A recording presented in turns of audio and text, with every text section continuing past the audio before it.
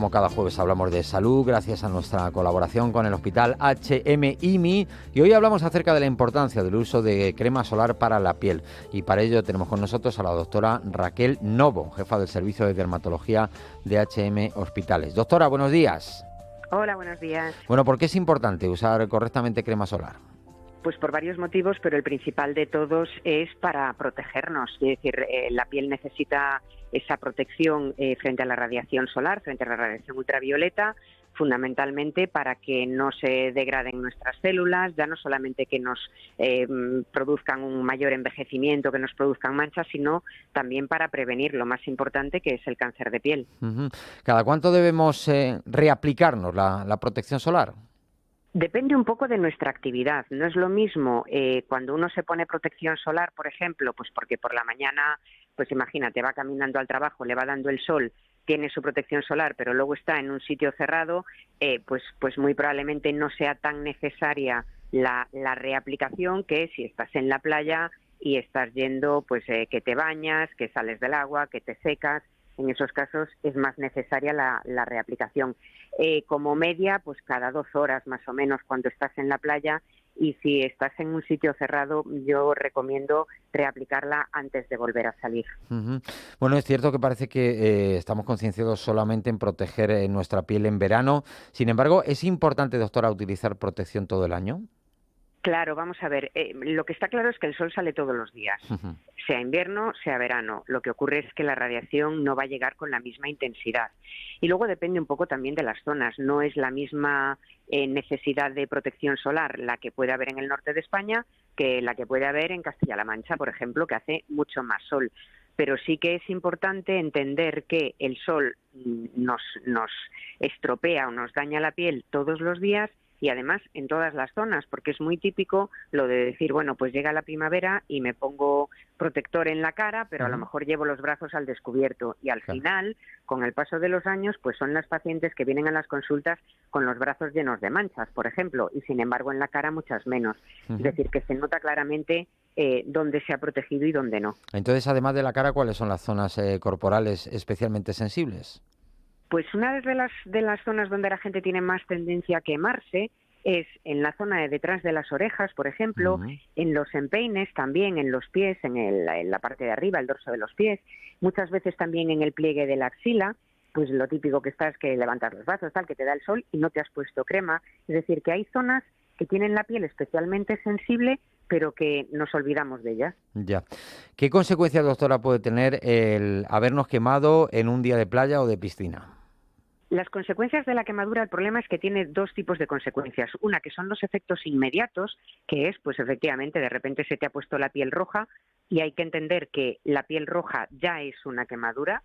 O sea, no hay que esperar a tener ampollas ni nada por el estilo, eso ya sería una quemadura mucho más importante, pero que digamos que el primer efecto que vemos es la piel roja. ¿Qué ocurre?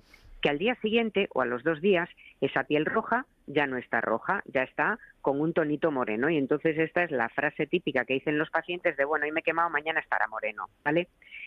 ¿Qué ocurre? Que 3 días después, pues la piel ya se va recuperando, o incluso se pela, se descama, pero se recupera y parece que no ha pasado nada.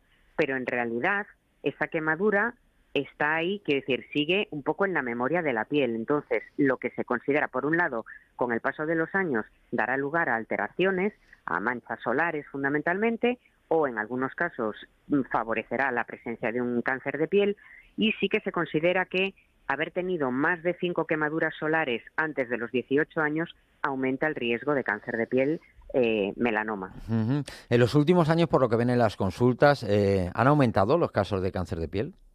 Pues mira, yo no tengo las estadísticas precisas, pero en principio, o sea, por lo que veo en la consulta, en la práctica diaria, sí que diagnosticamos más ahora que antes. Pero por 2 motivos, no solo porque hayan aumentado, sino porque ahora también estamos viendo el resultado de, pues lo que dicen todos los pacientes. Yo es que de joven he hecho muchas locuras con el sol.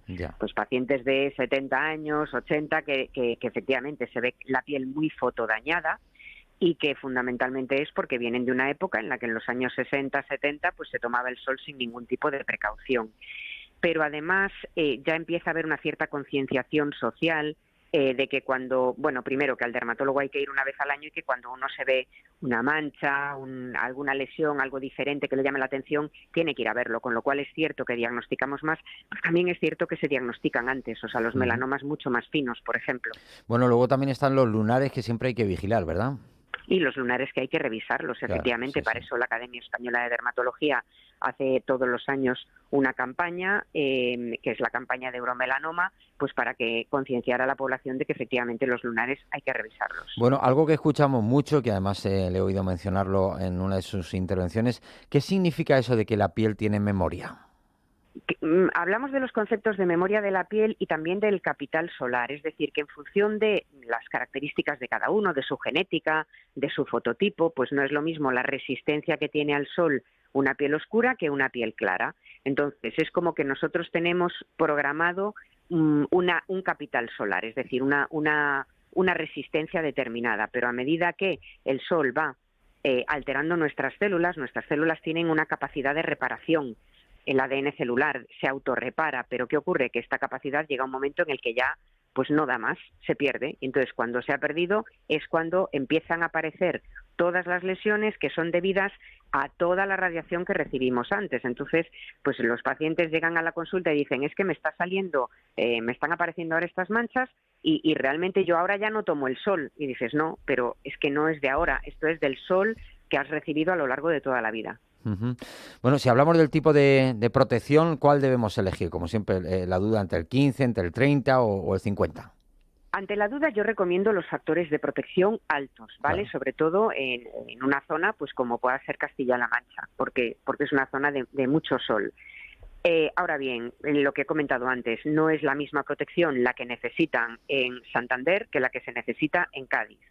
Y tampoco es la misma protección la que necesita un paciente que sea muy blanquito de un paciente que sea muy moreno. Es decir, que en base a todas estas características se elige el protector solar.